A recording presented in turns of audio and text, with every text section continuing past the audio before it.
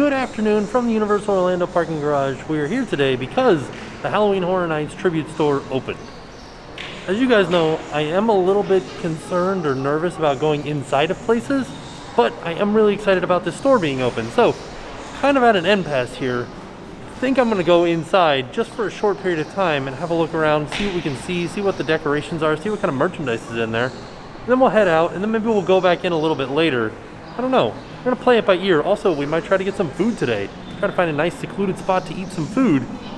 Should be a pretty good day. Let's head into Universal Orlando. Well, I did want to point out that it is 2:30 in the afternoon. I came a little bit later in hopes of avoiding a huge crowd at opening. Looks like I did accomplish that. Hardly anybody coming in with me. It's about 92 degrees outside in the shade, so it is still a hot day. I have my umbrella just in case the rain comes. It's been raining every day, so it probably will happen. So Wednesday at 2:30 seems like a good time to come to Universal Orlando.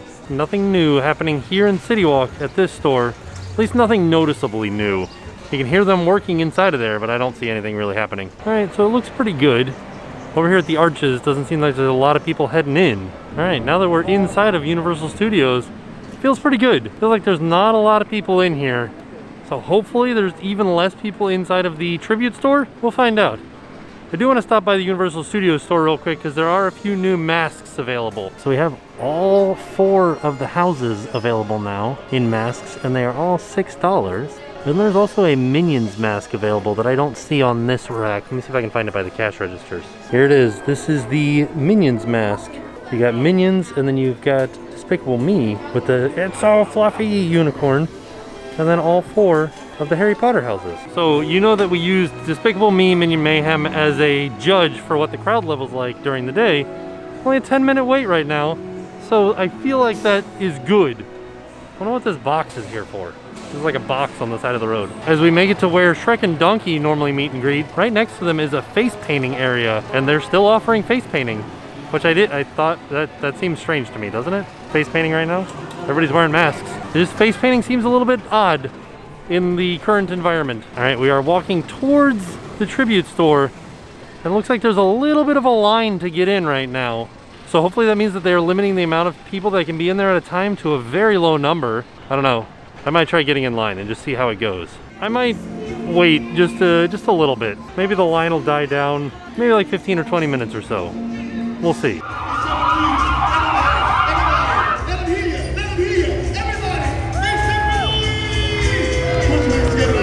It's taking over news. The start of the show. It's the news.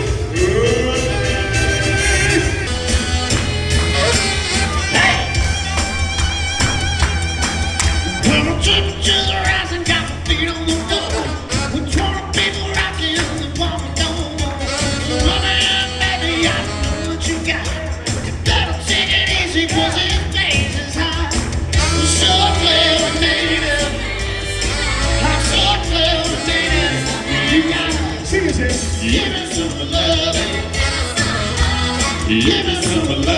Ooh, the mist just turned on. I do feel like I'm probably too close to this. Might get a little wet. It's pretty neat how it just kind of started up. Like right when I was just here. Ooh. Kind of neat to be able to see these nozzles that move around actually be moving around. It's interesting to see how everything works in this show. Alright, let's head back to the tribute store and get in line. Let's get inside and see what it looks like on the inside. This is exciting. It's like being at Horror Nights. Thank you. Ooh, it smells like Halloween Horror Nights in here. Ooh. Okay. This is interesting. Lots of interesting stuff here. Everything sounds like it's falling apart. All kinds of other creepy stuff everywhere too. It's like we're walking into a building that is falling over. And there's a skeleton hand that's telling us to go this way. Ooh! Holy cow! Wow. So this section is Frankenstein's lab. And you can see Frankenstein's monster right there. Okay, this feels pretty good. There's not a lot of people in here, which is nice. I keep feeling like there's somebody behind me because of these shadows on the wall. So let's see what we've got in here. We've got some kind of like steampunk hats, some Halloween-y type headdresses, and some masks like you would find at Mardi Gras. Ooh, this cat one is very creepy. All kinds of different electrical components on the wall here to go with the theme of Frankenstein's lab.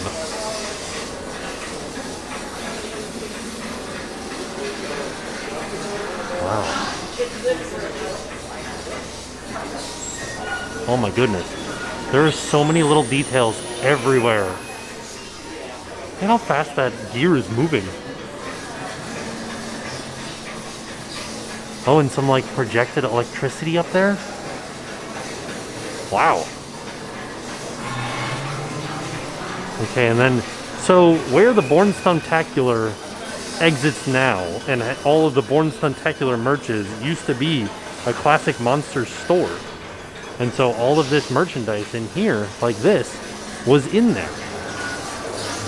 But there is some other stuff. Hand-painted artisan skulls, $125 a piece. I like this one because he's wearing a mask. Very, very reflective of the days.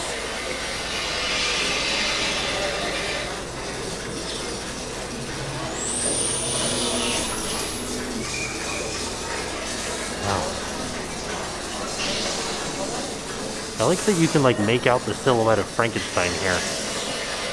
Or of Frankenstein's monster here. And I like that they have lights behind it, acting like electricity is running through the monster. We got more Classic Monsters merchandise over here. These are like little coffin bags. I'll tell you, my eyes have not really adjusted to the low light in here. I'm glad that I got the camera going because I can see much better what's happening through the camera than I can with my own eyes. Ooh. Okay, some like electrical components. So now it's starting to make more sense as to what the theme was on the outside. I believe that it was Frankenstein's castle.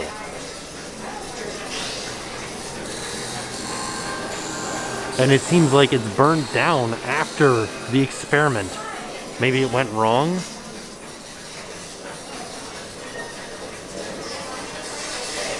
Alright, now I think we have to wait to go into the next room. I like the Bride of Frankenstein merch. And it's a monster. These are kind of cool. I do like the new Classic Monsters merch. It's neat. Ooh. See if I can see a price on this one. $35 for this Frankenstein shirt. And I'm assuming it's probably the same for this Dracula one too. One last look in this first room before we head into the second room. And there are only 2 rooms in the tribute store.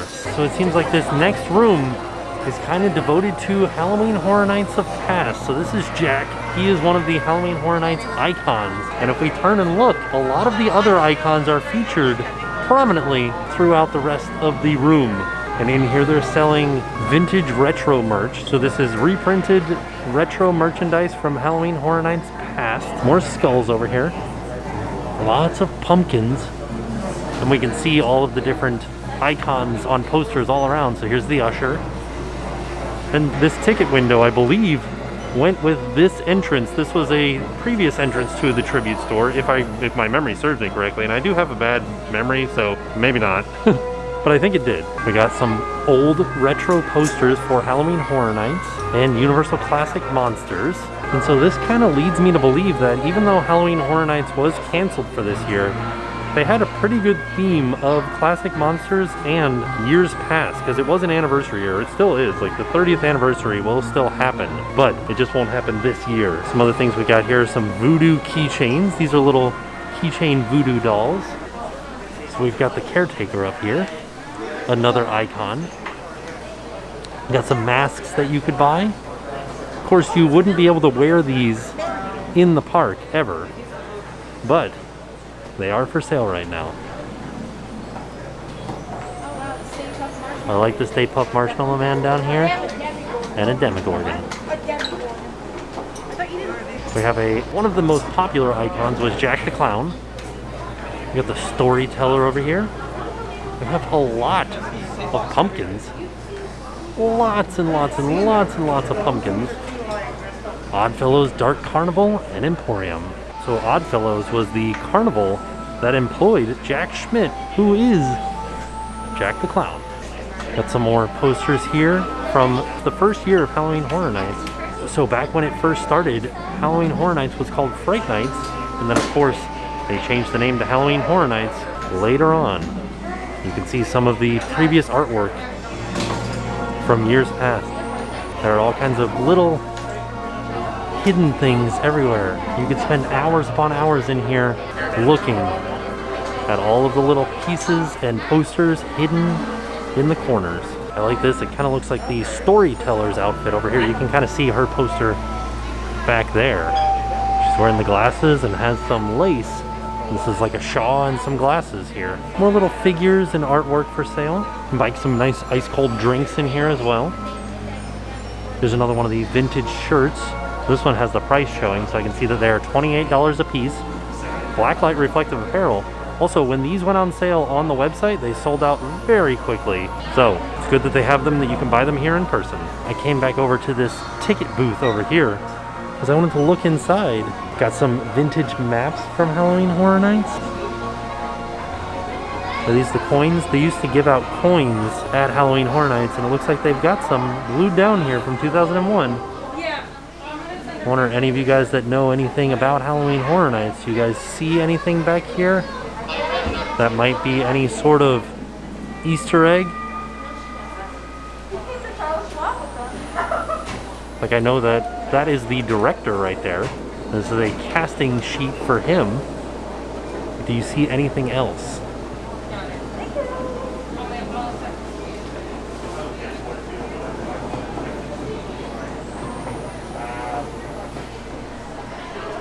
Ooh, I like how creepy this is in here. And I like that it does weird things to the camera.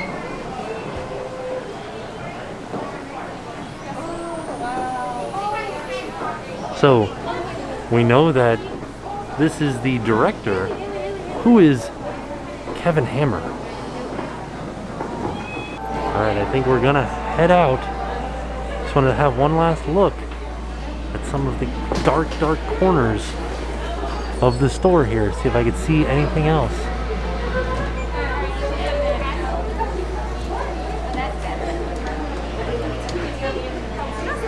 I'm the director. Yeah, alright, we're heading out. That was nice. It was like a little taste of Halloween Horror Nights. Felt good. Alright, so we're back outside after going into the tribute store. We were in there for a total of 10 minutes. We were able to see everything in there. I am interested to know, anybody out there that's watching, did you guys notice anything that was like a little Easter egg or maybe a nod to previous years or to other icons? There was a lot of stuff to look at in there. You could definitely spend a long time in there.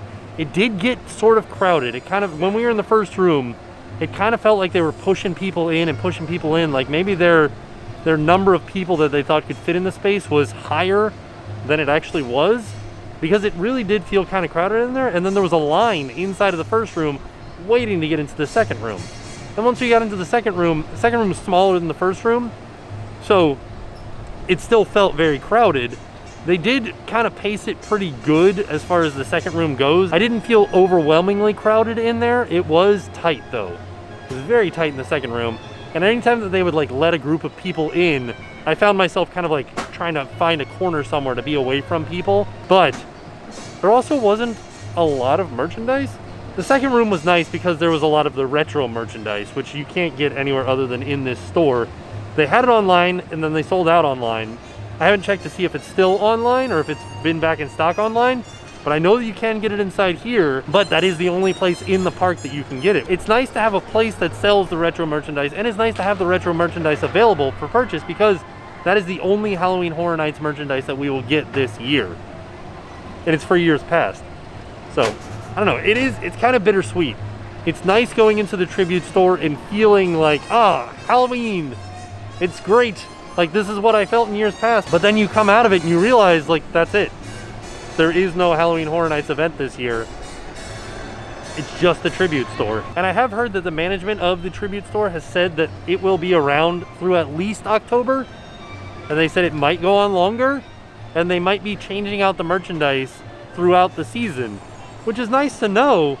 But once you've gone in once, then that's it. You've seen it all, unless they change out the merchandise. I don't know. It's bittersweet. It's nice that there is something Halloween here, but it makes me miss Halloween Horror Nights even more. I do think that I will go back into the store after it's been open for a while and everybody's had a chance to kind of like go through, do their shopping, and see it once the crowd levels kind of die down a little bit. See if I can notice any other little details that I probably missed. We'll definitely be looking. Right now, I'm gonna see if I can find something to eat and find a nice secluded spot to eat it. So let's walk around a little. Looking down the street, there is my storm that I knew was coming. Building on the horizon. Oh, you know what? Down here in the London waterfront, they sell jacketed potatoes. I might grab one of those because I've always been interested to know what the heck they were and eat one of those. So here we are on the London waterfront. There's the night bus, and the night bus driver is hanging out on the back of it. We're headed over to this little green hut over here on the end of the London waterfront. So here we are, we're going to get, oh, dang it. What the heck? I could have gotten a hot dog here too. Jacket potato with beans and cheese. Shepherd's pie jacket potato sounds good, but what is it? All right, now we gotta find something else to eat. Darn, because I was gonna take it, just like walk right over there behind Lombard's, which isn't very far away, and it was the perfect spot to eat everything. Oh man, what else can we get? Maybe a burger over at Richter's? Well, we're passing by Diagon Alley. Might as well pop in there and see what the crowd level inside of the alley looks like. Because I feel like it's always a little bit less inside of Diagon Alley because not everybody knows how to get into Diagon Alley. Yeah. See, it feels like there's hardly anybody back here.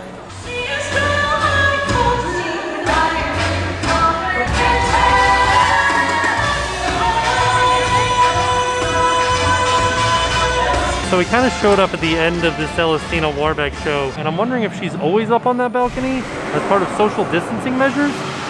Maybe, but maybe not. I don't know, we'll have to come back another time and watch the show again, see if she's still up on that balcony. So I thought I'll get a burger at Richter's. Then I walked up to the doors and they didn't open. I guess it's closed? I can't find the hours anywhere on the website, but over here, there's a sign that says opens at 11 a.m. I don't know what time it closed. It's only like 3:45 in the afternoon. So, all right, let's find somewhere else. It's kind of interesting being in the parks nowadays because the character meet and greets or the character meets don't have any set schedule. And they've been kind of moving around a little bit. And so what you have to do is you have to listen for the music. Like right now I can hear September playing across the way, and that's from the Trolls movie. So I would imagine that somewhere there is a troll doing a meet and greet. We'll head over there and see if we can find them, but the music did just stop, so maybe we missed them. I think we probably missed any meet and greet that was over there because another Lagoon show just started, or is just ending. Good news is we can go over and look at the crepe stand and see if anything has changed over there. So over here at Central Park Crepes, they are definitely much further along than they were the last time that we were here. Looks like they've got a point of sale system, got some sanitizer wipes, and then all of the things to make crepes. Got these crepe pans here. And then I think this is where they would keep maybe some ice cream. And they've got refrigerators in there. Yeah, looks like they're about ready to start making some crepes. One thing to note about the tribute store is in years past, it's been 3 rooms. This year it's only 2. They have the ability to have a 3rd room. So I guess it could change later in the year. They could decorate and open a 3rd room. Maybe they had built a 3rd room, but it had a lot of spoilers in it. And so they decided not to open that 3rd room. Just got to see Scooby and Shaggy walking across the street. I feel good after talking to a team member. I feel good thinking that maybe they will open the 3rd room, maybe later in the season, because there have been these reports of them saying, of the team members working there saying, we'll be open till at least October. You never know what might change. Like, you just keep an eye on it. So maybe they will open a 3rd room. I'm gonna be coming back and keeping an eye on it for myself. So keep an eye on the channel and we'll see if anything changes. All right, we're gonna head out into CityWalk, see if I can get a hot dog finally from Hot Dog Hall of Fame. They do have some good hot dogs there.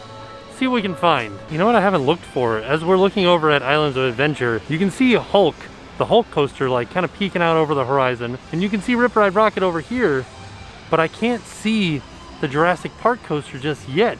I bet there's somewhere that I can see it though. Well, there it is. So we can see the Hulk off to the left over here, and the Hulk's running. And then as we pan to the right, that little piece right there is the Jurassic Park roller coaster, just in between Twosome and Hard Rock Cafe. You can see the Jurassic World flag hanging from the top of the top hat. So it's a little bit after 4 now, and I believe CityWalk starts to come alive at 4. As you can hear, there's the Macarena happening down here. You got some people on the stage directing the Macarena, and then as we turn, we got some stilt walkers over here doing the Macarena. I feel like the hot dog gods are against me. Please visit CityWalk Coke Icon for one of our delicious Nathan's Famous hot dogs. So I could get a hot dog there, but it's not the same, right? Like, these were gourmet hot dogs. The one down at the Coke Icon is just a regular old hot dog. Yeah, look, this is the kind of hot dogs that you can get here at Hot Dog Hall of Fame. And then we'll go over to the Coke Icon and see what kind of hot dogs they have over there. Looks like it's just regular old hot dogs. It is a foot-long hot dog though. And then they have a vegan chicken sandwich, a bratwurst on a pretzel bun, and a turkey leg and chips combo. They used to have a donut hamburger that was real good from here. I don't think they have it anymore. Is this their display hot dog? Oh boy. And it looks like they got some turkey legs, some hot dogs over here, churros, pretzels, and corn dogs. I don't know though, I might head up to Bread Box and give that a try, because I was looking for something like an actual meal. See what we can find. So now I am upstairs at CityWalk, right above the movie theater. This is the Cinemark down there. There's a sushi restaurant up here. There's Bread Box. This is like a multi-place where it's got Moe's, Panda Express, and the Burger King Whopper Bar. Also, there's a Menchie's and a Hart and Huntington tattoo up here. So let's see what we can find at the Bread Box. Theme park, pigeon flying through the screen. Is it open?